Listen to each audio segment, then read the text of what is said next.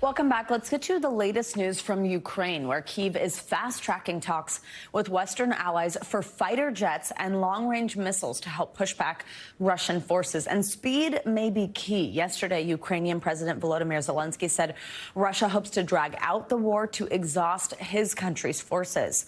This comes after the U.S. and Germany pledged to send tanks to Ukraine last week, but the German tanks aren't likely to arrive until the end of March, and the American tanks could still be a year away from touching Ukrainian soil.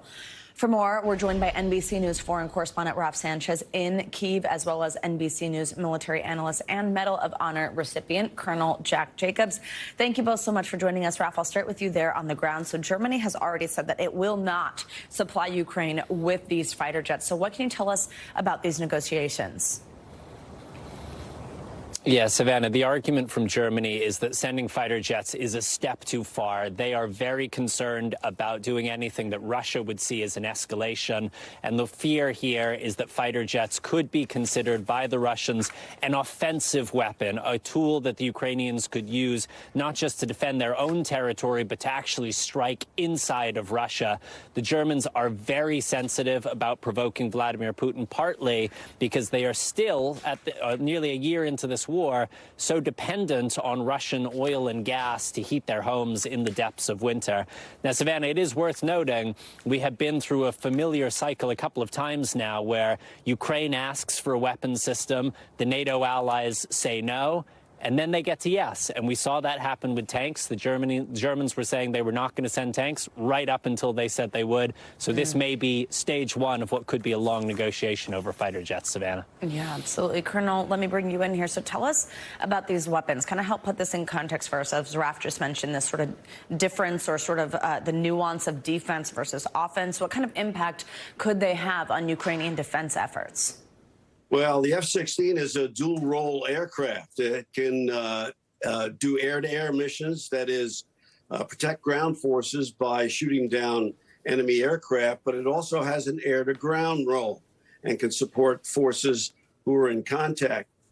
The difficulty with the F-16s is several-fold. One thing to keep in mind is that it takes at least 6 to 8 months to train a person who's already a qualified pilot to use the F-16.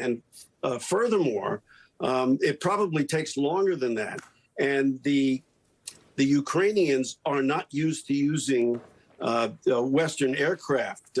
Those who are qualified have been trained on Soviet-era Russian aircraft, which are completely different in every respect from F-16s. So that there's a time problem here. Even if the West wanted to send F-16s, it would take a long, long time to get them so that they were operating in the theater. Savannah.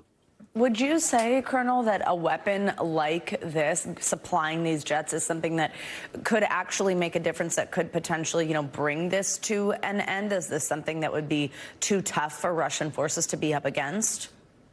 Well, it's a very capable weapon system, especially when used in conjunction with ground forces, infantry, armor, artillery, and so on. But there's something to keep in mind here about the prospect of employing these. The most significant one is optics. How are we in the West going to view things if, as, and when a Western F-16 gets shot down inside Ukraine?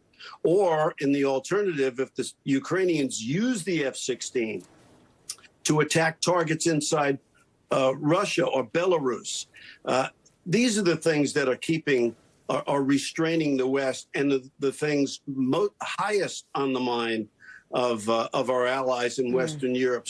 It's unlikely that we're going to be sending these kinds of weapons to Ukraine anytime soon, if at all, Savannah. Yeah. And Raf, I want to bring you back into this conversation because there's some news actually related here out of Britain this morning. Former British Prime Minister Boris Johnson is making some headlines by saying that Russian President Vladimir Putin, of course, threatened him with a missile strike during a phone call in the lead up to the invasion of Ukraine. What can you tell us about this?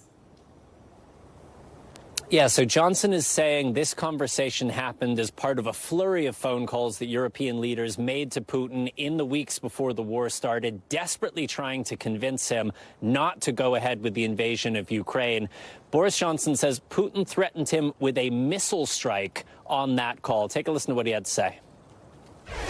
He threatened me at one point and said, Boris, I don't want to hurt you, but with a missile, it would only take a minute or something like that,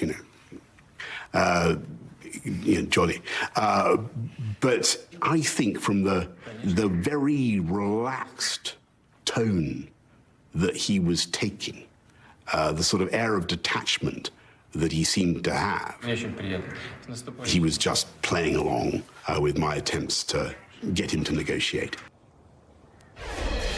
The Kremlin today is saying that Johnson's claim is a lie, and it is worth noting neither the British nor the Russian readouts of that phone call made any reference to anything like that. Savannah. All right, Raf Sanchez and Colonel Jack Jacobs, thank you both very much.